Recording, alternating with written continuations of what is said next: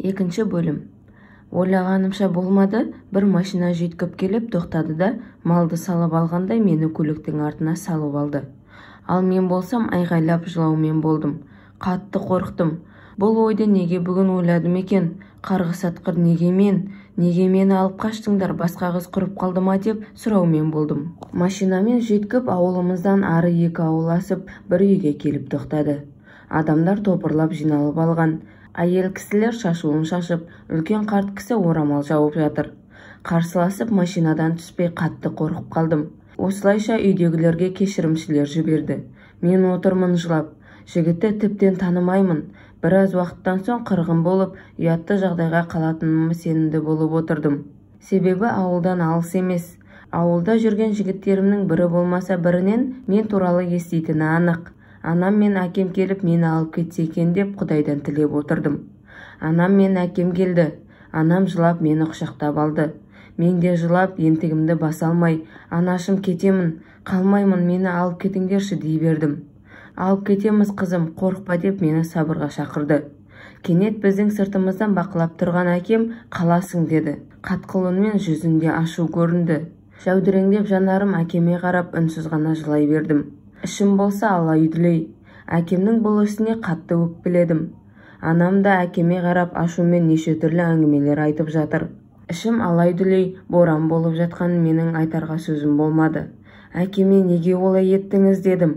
Әкем болса, бізді жерге қаратып, әр жерге жүргенше біреудің үйінде отыр. Алып қашқаны дұрыс болды деді. Енді ұятқа қалмаймыз, онан соң үйренісіп кетесің деді. Анам да мен де таңғалып қалдық. Менің ішкі түйсігім барлығын түсініп үлгерді. Ал анам байғұс ештеңені түсінбей, маған бір, әкеме бір қарап жанарлары жасқа толды. Сөйтсем әкемнің құлағына бәрі жеткен екен. Бұлай болады деп мүлдем ойламадым. Осылайша анам мен әкем кетіп қалды. Енді мен не істеймін деп соңдарынан қарап қалып қойдым. Ертеңгі күні не болар екен деп қаншама нәрсе ойлап шықтым. Қорққаным сонша аяқ қолдарым дірілдеп шошып жатыр. Ұйықтамай шықтым. Күнде түнде өте шықты. Беташарға дайындық болып жатыр. Не істесем екен, қашып кетейін бе деген ойлар да келе бастады. Әр нәрсені бір ойлап, миымда шимай шатпақ болып жатқанда, мені беташарға дайындап, әйел кісілер келіп киімімді ауыстырып, ақ орамал жауып жатты. Сәл уақыттан соң келін боламын. Бірақ келін деген атқа лайықты боламын ба? Әйелім деп айтуға лайықты адам бола аламын ба? Беташарым да пәк күйімде өз-өзіме сенімді күйде шыққанымда ғой. Жас күнімдегі қателіктерім осынша қиындық алып келеді деп мүлдем ойламаппын. Шыны керек. Беташар болып жатты. Екі жақтағы екі жеңгенің сүйемелдеуімен мен сәлем салып тұрдым. Соңында бетімді ашып, енеммен күйеуімді алғаш рет көрдім. Беттеріне қарауға ұялып, қолдарым дірілдеп кетті. Енем маңдайымнан сүйіп құшағына қысты. Жүзі жылы, мейірімді көрінді. Беташар бітіп, көйлек орамалымды тағып, тірлікке кірісіп кеттім. Түн болмай қойса екен деп болмайтын нәрсені қиялдап әйтеуір ары-бері жүрмін. Барлығы біткен соң бір жеңге төсек салып берді. Аппақ ақ жайма қылып, ақ көрпемен аппақ жастықтар қойып қойды. Мен шыдамай сыртқа шығып кеттім. Күйеуім болса мені үйде күтіп отырды. Ұйықтағанда бірақ кіремін деп ойладым. Жайлап кіргенімде қимылдамай жатқан оның жанына жайлап жатып қалдым. Бірақ ол ұйықтамапты. Көптен күткенде ұйықтап жатады дейсің бе деп қанша қаламасам да күштеді. Қатты жыладым. Ол әрине бәрін білді. Жарықты жағып қойды да тапжылмай отырды.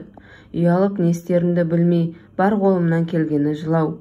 Не ойлап отыр екен деп сөйлейін десем де бата алмай, ол маған жауап қатқанша мен де отыра бердім. Бір уақытта жарықты өшірді де жатып қалды. Мен де жатып қалдым. Ертесіне ертемен тұрып тірлікке кірістім. Ата-енем маған қарап мәз. Келін алғандарына қуанышты. Кел отыр, бізбен бірге шай іш деп тірлігін істеп жүрген жерімнен қасына отырғызып алды. Сонан соң кешегі төсек салып берген жеңгеміз келді. Барып бөлмеге кірді. Күйеуім әлі ұйықтап жатқан. Бір уақытта шықты да таза нәрсе келмепті. Тазасын алуларыңыз керек еді. Басқасын таңдауыңыз керек еді деді. Екі бетім қып-қызыл болып тыпыршып кеттім. Атам мен енем отырса да сондай әңгіме айтты. Жеңгеміз соны айтты да кете барды. Енем нан ауыз десе керек емес.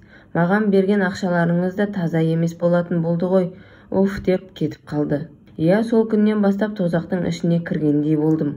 Барлығы да отырсам опақ, тұрсам сопақ қылып, атам да енем де қыз болмай келгенімді бетіме басып, есесіне аямай тірлік істейсің деп, барлығын менің бойныма артып қойды. Амалсызда жасап, айтқандарын жасауға тырыстым. Барлығынан бұрын күйеуім келемеждеп, мазақ қылып сөйлеп, жанды жеріме көп тиісіп жүрді. Сол бір күннен кейін жаныма мүлдем жақындаған емес, мұншалықты таяз адам бар екенін білмедім. Шыдамның да шегі бар, ақырында қашып кетуге бел будым. Үйге барсам әкем бәрібір кіргізбейді. Алматыға кетіп қалуым керек дедім. Тұрмысқа шыққаныма 2 ай енді болды. ЗАГСке де тұрмадық. Оның болмағанында жақсы. Түннің ортасына бәрі ұйықтап жатқанда киім-кешегімді алып тайып тұрдым. Ешкім байқай қоймаған шығар деп автовокзал жаққа түнеп, Алматыға жүретін 11-ші автобуспен жүріп кеттім. Алматыға барып, пәтердегі қыздармен қайта тұрдым. Мені келеді деп күтіп жандарына қызды алмапты. Оларға тұрмысқа шығып қашып келгенімді айтпадым. Жақсы демалып келдің бе? Ата-анаңмен жолығып сағынышыңды басып келген шығарсың иә деп айтып жатты. Иә деп өтірік жымиып жұмыс іздеп, алдындағыдай ресторандарға даяшы болып кірдім. Менің кеткенімді барлығы білген шығар дедім. Себебі телефоныма қаншама белгісіз номерлер хабарласып тастады. Тұтқаны көтермедім.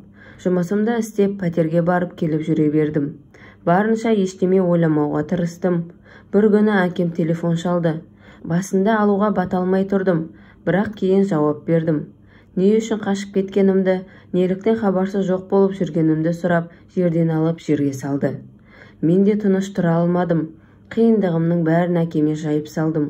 Не істегендерін, адамғорлық көрмегендерін, күйеуімнің әйелі секілді көрмейтінін бәрін айтып, көзіме жас алып, әкеме айтып бердім. Әкем жан айқайымды түсініп, жылама қызым, сенің қиналғаныңды көру мағанда оңай деймісің деп сөзбен жұбатып әлек. Жұмыстан қайтып келе жатқан мен көшенің қақ ортасында отырып әбден жыладым. Ішімдегінің бәрі сыртқа шыққанша жылай бердім. Әкем мені біраз тыныштандырып, ол үйдегілер енді келмей-ақ қойсын, басқа келін аламыз дейді. Сондықтан саған бір нәрсе айтайын. Менің жан досым бар, оның ұлы әлі үйленбеген. Жасы сенен едәуір үлкен, бірақ өте жақсы отбасы. Мен олармен сөйлестім. Барлығына түсіністікпен қараймыз деді. Сондықтан сол жігітпен танысып сөйлесіп көр. Мүмкін бағың шығар деді. Әкемнің сөзіне ойланбастан келістім. Ол жігітпен сөйлесіп біраз жолығып, бір-бірімізді ұнатып, одан соң үйленуге шешім қабылдадық. Көп өтпей келін атанып, өмірім енді жақсарар деп алдыға үлкен үмітпен қадам бастым. Үй болған соң ыдыс-аяқ сылдырламай тұрмайды. Кейде ұрсып қаламыз, кейде жақсы жүреміз. Бірақ оның түңгі ләззаты тым дөрекі еді. Миға қонбайтын нәрселерді жасататын, көп қинайтын. Еркекті ұстап тұратын осы ғой деумен шыдап жүрдім. Кейін ненемнің де мінезі шыға бастады. Күйеуімнің осы әрекеті ұнамайтын. Мамасының баласы не болғанын бәрін шешесіне жеткізіп отырады. Түнде бір айтқаны дұрыс орындамай қалсам, шешесіне барып жалып айтады. Мен бұған мойын ұсынуды жөн көрдім. Бұл да бір сынақ қой, балалы болған соң бәрі реттеледі деп жүрдім.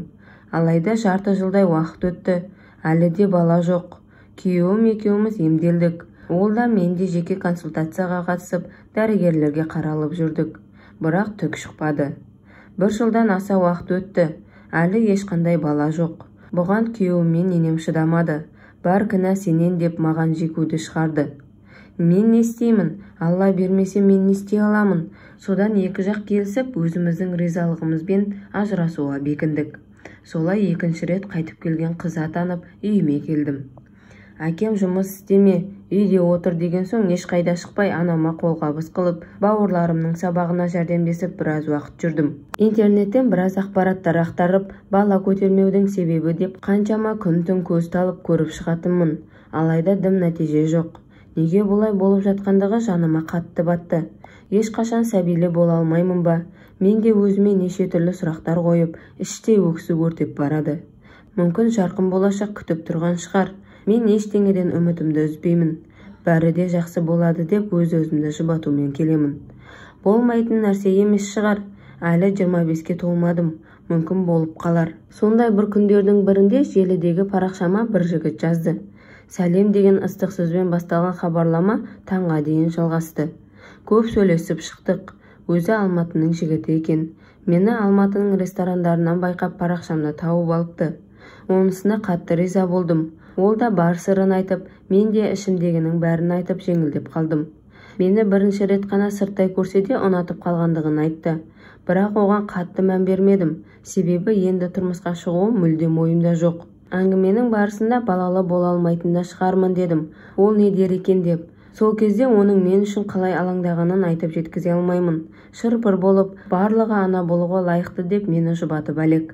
Біздің интернет пен телефон арқылы сөйлесуіміз 6 айға ұласты.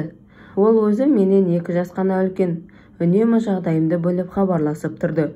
Түнде телефонмен сөйлесіп жаттық. Ол күтпеген жерден маған тұрмысқа шықшы деді. Аузыма құм құйылғандай сасып қалдым. Түсін, екеуміз бір-біріміз үшін жаралғанбыз деп сенімдерін айтып, соңында келісімімді бердім. Анам мен әкеме түсіндіріп айтып, осы некеде бақытты болатыныма сөз бердім. Одан ата-анамызды таныстырып, тәтті шай қылып, жігіттің өзіме бірінші рет жолықтым. Өзі келісті, сымбатты жігіт. Үйге құда түсіп келіп, салт-дәстүрмен маған сырға салып, үйіне алып кетті. Анам болса, бағың ашылсын жаным деп артында жылап қалды. Екеуміз отау құрып, неке қию куәлігінде алдық. Ата-енем өз-өздеріңмен болыңдар деп қаладан 2 бөлмелі пәтер алып берді. Бөлек шығып кеттік. Біраз уақыт өтіп кетті. Баланың жоқтығы жаныма қатты батып жүр. Күйеуім Өзбекстанға да, анда да мұнда да апарып емдетіп жүрді. Бірақ мұның барлығы немен аяқталатынын білмейміз. Дәрігерлер үміт бар деді. Сол сөзді естіп қатты қуанып қалдым. Менің бұрынғы қателіктерім үшін Құдай мені көп сынады. Бірақ барынша сынбауға тырыстым.